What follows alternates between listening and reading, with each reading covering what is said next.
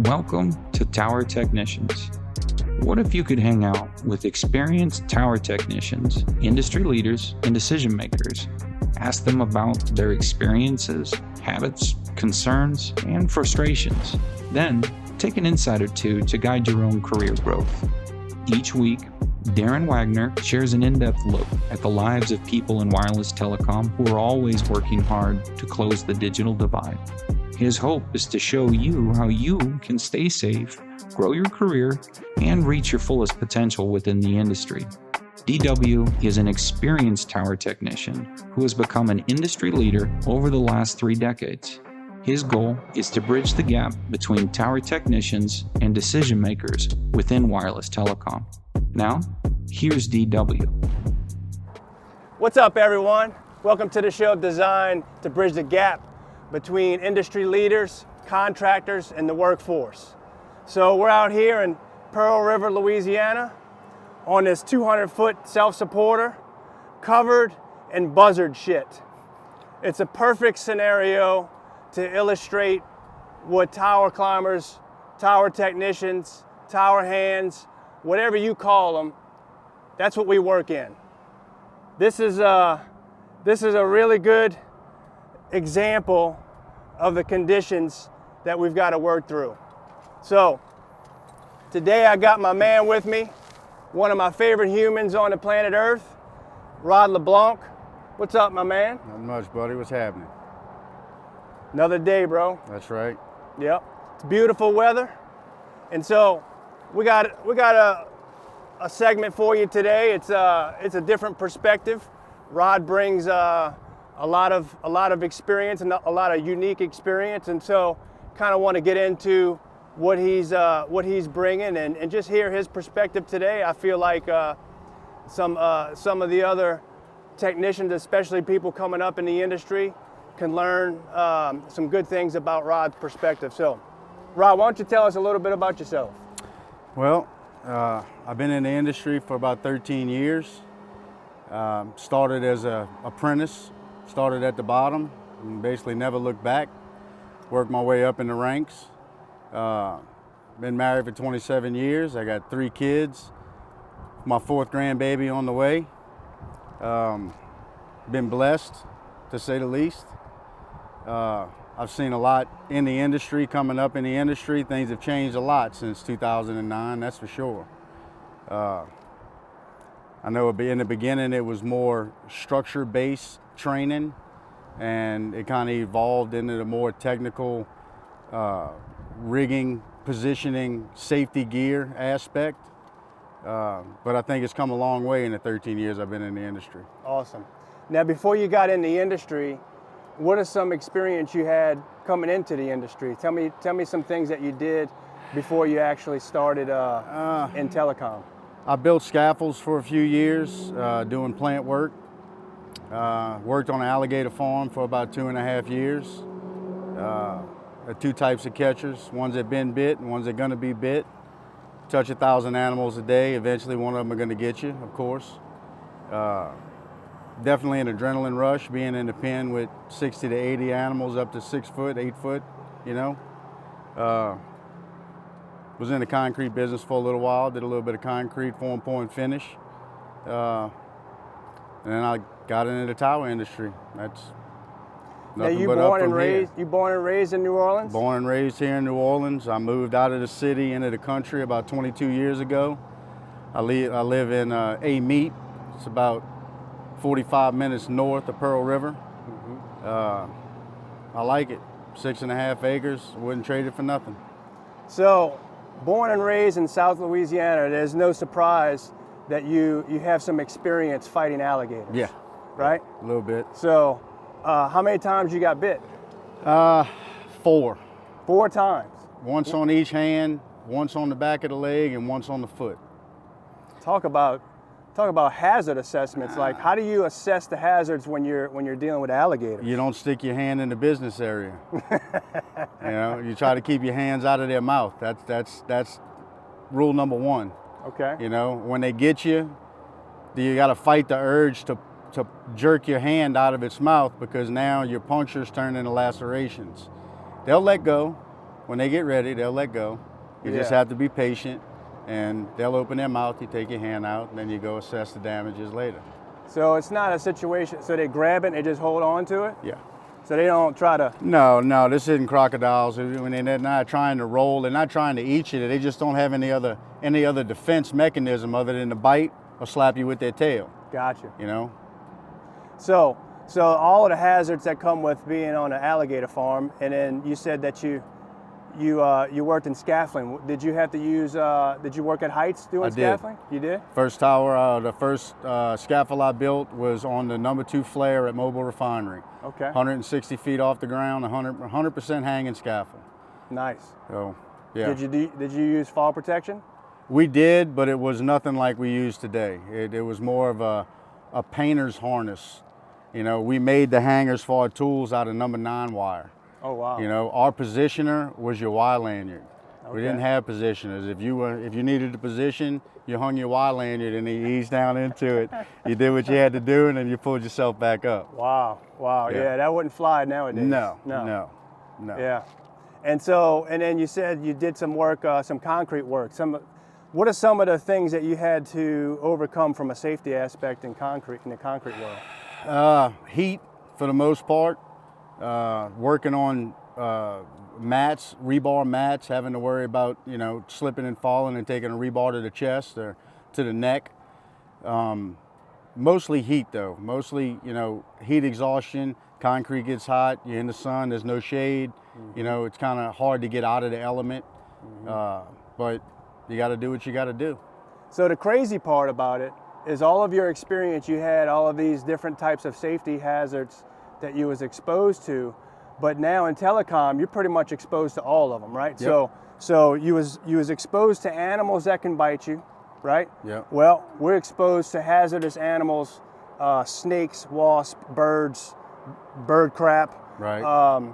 In telecom, right? Yep. Heat exposure doing concrete, right? Yep. And you know, and when it comes to scaffolding, you was doing, you know, elevated work, and you was using fall protection. So things have evolved over the years, but you still had to use fall protection back then. So Yep.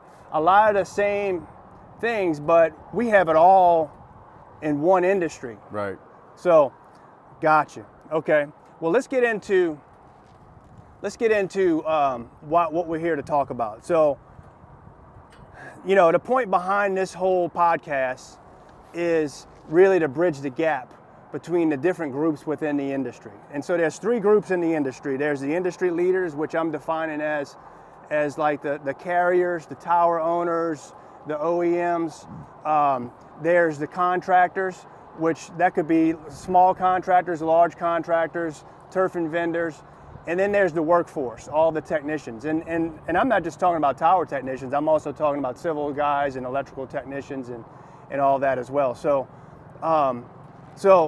the first question I have for you is, because of the 3 different groups, I want to get into, you know, there's always things that each group's doing that makes the other group's lives a little bit more difficult. Mm-hmm.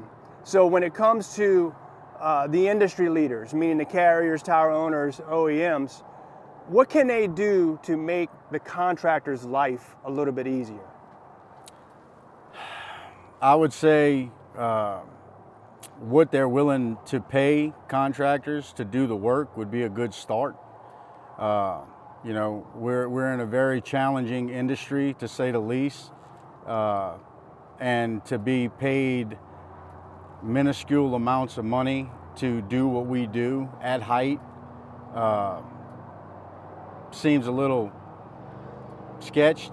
You know, I don't. They're making millions and billions and billions of dollars on service. You know, especially the big ones, the big names, your big 3. Right now, we had 4, but now it's 3. We actually have 4, but the 4th one isn't quite as big yet. Yep. It's coming. Yep. But they basically dictate what they're going to pay us to do what we do. And I think that a big help from them would be just to, you know, come a little bit off of the money a little bit more and pay us better to do what we do. I mean, we're going to do it. They know we're going to do it because they don't have anybody else to do it. Yeah. So we'll just as soon get paid or compensated to do it, in my So opinion. it would help the contractors if the industry leaders would increase pricing, especially being, a lot of the pricing is dictated by matrix pricing. Right. So, but if I'm a carrier or I'm a tower owner and I'm hiring a contractor and I'm using matrix pricing, I got a business to run, right? Yeah. So if I have, a line of contractors waiting at the door to do business with me, and the first one don't take my pricing, but the second one or the third one or the fourth one does take my pricing, how do we fix that? Well, first of all, usually the person that's going to take the pricing right off the bat is underqualified to do the work. They're undereducated on safety and technology, and you're going to end up paying them 2-3 times to do what you could pay us one time to do, or a contractor that is more educated or knowledgeable in what we do. You got your mom and pops that are willing to do it for next to nothing. Mm-hmm. And you may pay them, they may do good on 1 or 2, and then they fall short on 3 and 4. Yeah. And then 5 and 6, and now you're going back to the drawing boards, and now you're having to pay the contractor that you turned down that had a little bit higher bid, but you know that the quality is going to be behind them, and now you end up paying them. So in the end, you ended up paying double, sometimes triple, than just paying for the correct service the first time. Yeah.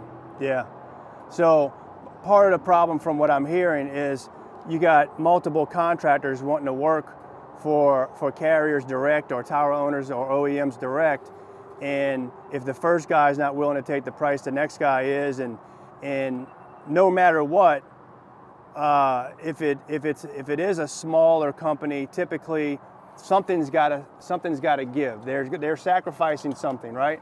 Whether it's safety, whether it's quality, whether it's taking longer to do the job, whatever it may be, something's got to give if the industry leaders are paying low rates. Right.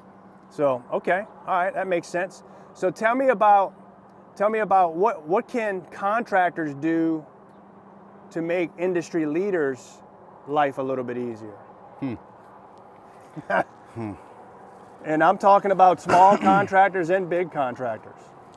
Well, the big contractors are more of the concern than the smaller contractors, only because they have the deeper pockets.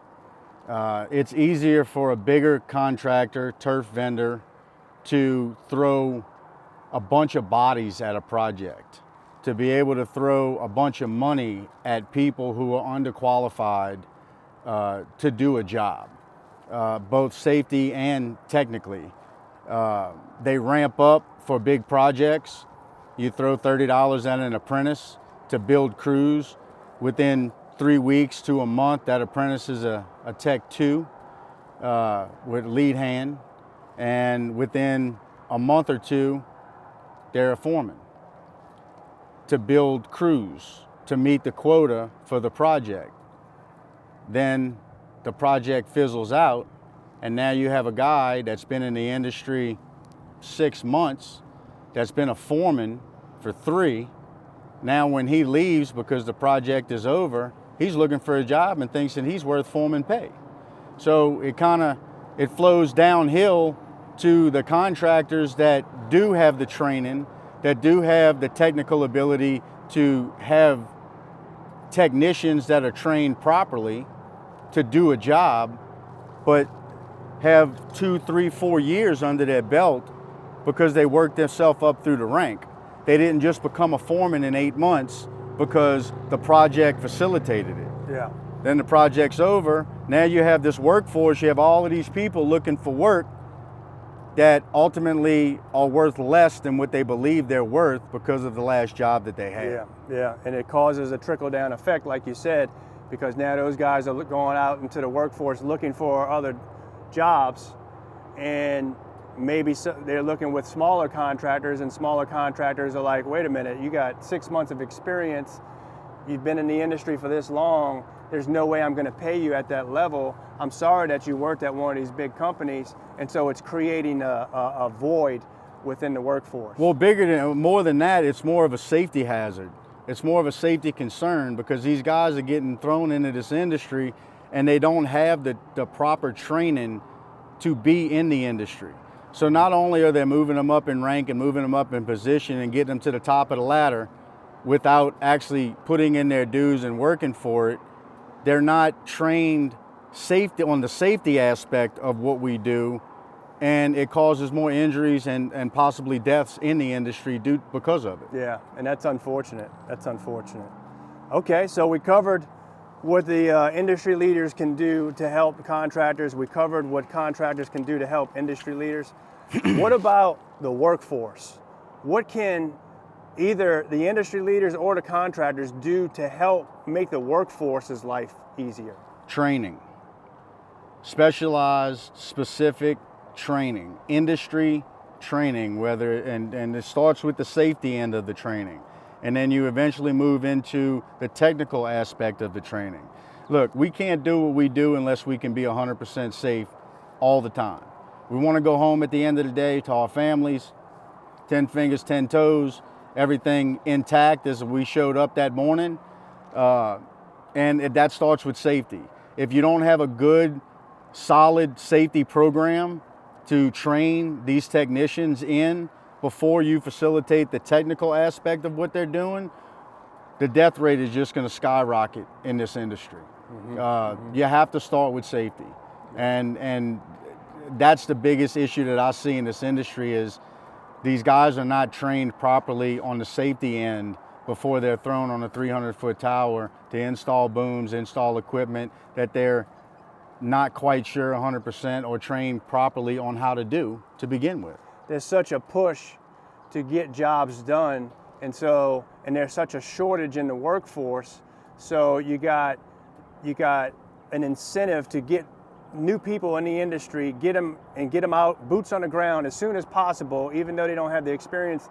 They might have never even worked on a construction site or in a unsafe situation before, and now you're going to put them on a tower, rush them through a class, put them on a tower, which, an unexperienced guy going through a 2-day class is going to retain very little of what he's being taught. He may be enough to pass the test and demonstrate what he's got to do, but then when you get in real life, when you get on site, that man has to be able to rescue somebody if somebody falls. Right? Well, in most cases, they do a 2-day class. It's an open book test anyway. Yeah. So what are you learning from an open book test? You have the knowledge, you have the discussion, but you don't retain the information because all you're doing is taking a test. Oh, I got a certification. Yeah. Now I can climb, right? I'm an authorized climber now.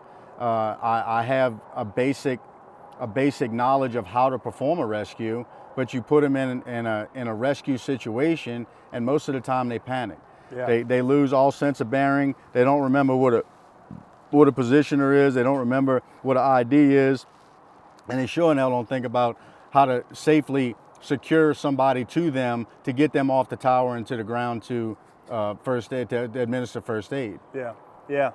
It's an unfortunate thing, and so because this industry is so heavily dependent on by society. I mean, there's nothing nowadays in this society that doesn't require some level of connectivity, whether it's social media, whether it's sending a text message, whether it's Snapchat, whether it's Facebook, whether it's email, it doesn't matter. Video conferencing.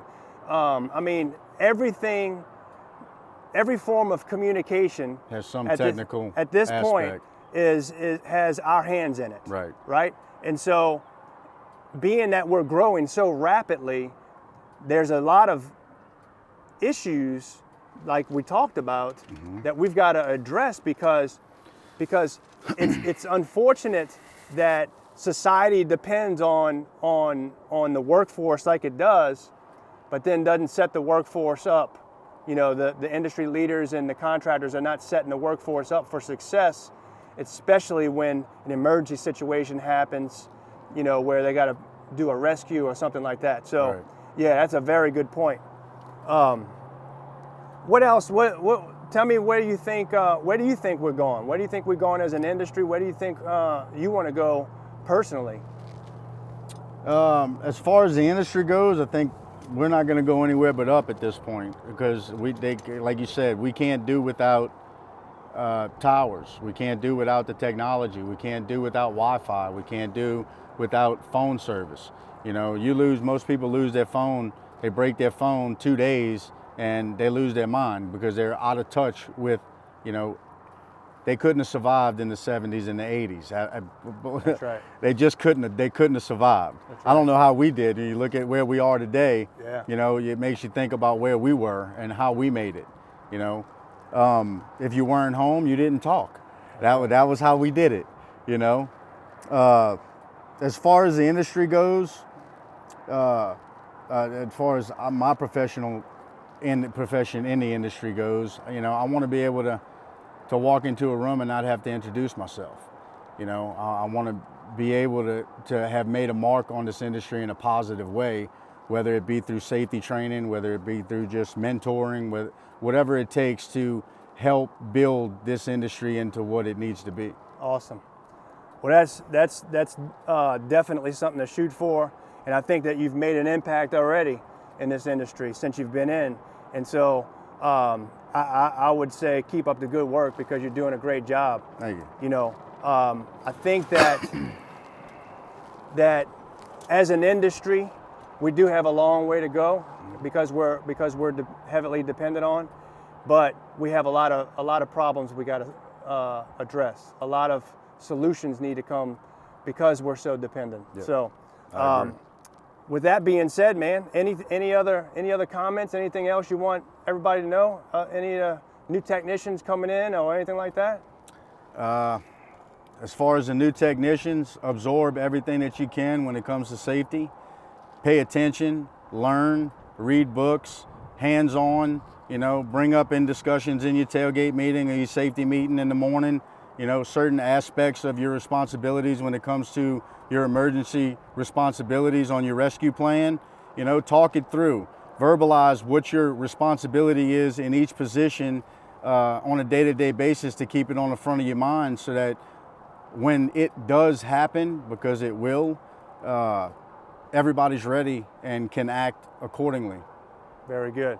Well, there you have it.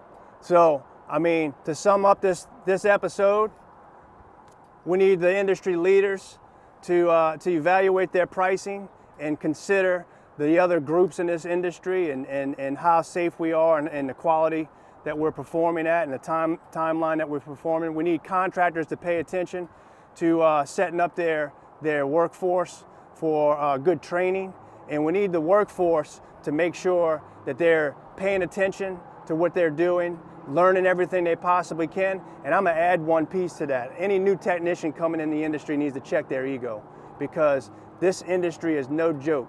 These safety hazards are no joke. It wouldn't be fun if your life didn't depend on it. If I couldn't fall and kill myself, there would be no thrill to this. So that's what adds the thrill to working on towers hundreds of feet in the air. And so, but we got to be safe. We got to be responsible. So I'm recognizing that the buzzards are circling us now, and it looks like they're ready to come back home. So guys, be safe, and we'll see you next time.